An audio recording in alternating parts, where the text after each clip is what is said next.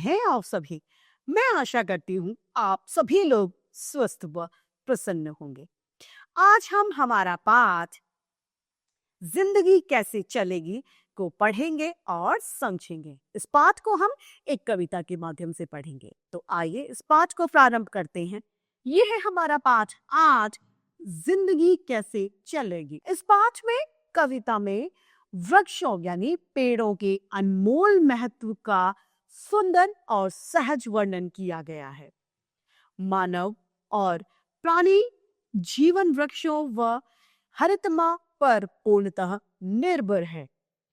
यही इस कविता का संदेश है, यानी वृक्षों के महत्व को इस कविता में सुंदरता से दर्शाया गया है। आइए इस कविता को शुरू करते हैं। पेड़ सहकर धूप खुद, देते सभी को छांव अपनी, मदद करने को बढ़ते डालियों सी बाह अपनी।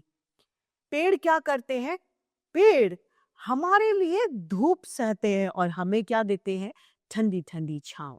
जब हम गर्मी के समय में इसी मार्ग से गुजर रहे होते हैं तो हम ये सोचते हैं कहीं कोई पेड़ आ जाए और हम छाया में रुक कर 2 मिनट आराम कर ले। तो वो गर्मी कौन ले रहा है? गर्मी पेड़ खुद सहन कर रहा है और हमें छाया दे रहा है। मदद करने को वो हमेशा अपनी डालियों समान जो अपने हाथ हैं उन्हें आगे बढ़ा देते हैं।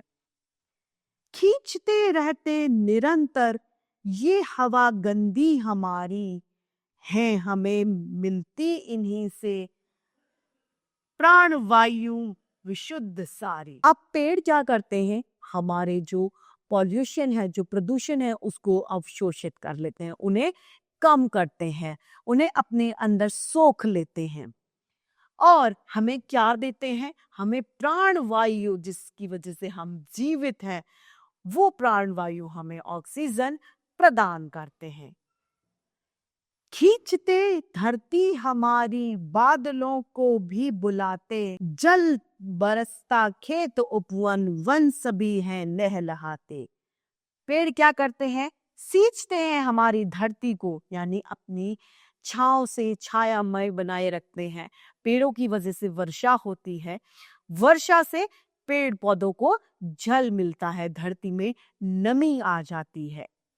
जल जब बरसता है, जब वर्षा होती है तो खेत उपवन, छोटे छोटे बाग बगीचे, खेत खलिहान सभी लहलहा उठते हैं, सभी में हरियाली छा जाती है। जाए उनको काटते ही तो मिलेगी छांव कैसे, मदद करने को बढ़ेंगी डालियों सी बाह कैसी। यदि हम उनको यानी पेड़ों को काटते ही चले जाएंगे तो हमें छाया कहाँ से मिलेगी? जब पेड़ ही नहीं होगा तो छाया कहाँ से होगी? और वो जो डाली रूपी हाथ हैं जो हमारी मदद के लिए सदैव आगे बढ़े रहते हैं, वो हाथ हमें कहाँ से मिलेंगे? और लेते सांस भी फिर प्राण वायु कहाँ मिलेगी? प्राण वायु नहीं मिली तो जिंदगी कैसे चलेगी? और इसके साथ साथ जो प्राण वायु है वो कहाँ से मिलेगी? प्राण वायु भी हमें वृक्षों से प्राप्त होती है। यदि हमारी प्राण वायु नहीं होगी तो हमारा जीवन असंभव है, हम जीवित ही नहीं रह पाएंगे ऑक्सीजन के बिना। तो आप इस चीज की कल्पना कीजिए कि यदि हमारे वृक्ष नहीं होंगे तो हमारा जीवन कैसे चलेगा। अतः हमें वृक्षों की कटाई को रोकना चाहिए। अनावश्यक रूप से कभी भी हमें पेड़ पौधों के साथ छेड़छाड़ नहीं करनी चाहिए। ज्यादा से ज्यादा पेड़ लगाने की हमें कोशिश करनी चाहिए, क्योंकि वृक्ष ही हमारे जीवन का तो आइए एक बार फिर से इस कहानी को, इस कविता को दोहराते हैं। पेड़ सहकर धूप खुद, देते सभी को छांव अपनी, मदद करने को बढ़ाते डालियों सी बाह अपनी। खींचते रहते निरंतर ये हवा गंदी हमारी, है हमें मिलती इन्हीं से प्राण वायु विशुद्ध सारी। सींचते धरती हमारी बादलों को भी बुलाते, जल बरसता खेत उपवन वन सभी हैं लहलहाते। जाएं उनको काटते ही तो मिलेगी छांव कैसे, मदद करने को बढ़ेगी डालियों सी बाह कैसे।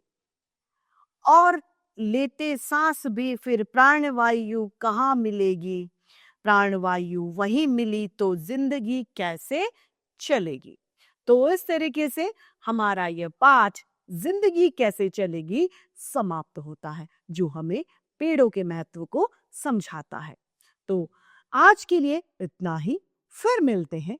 धन्यवाद।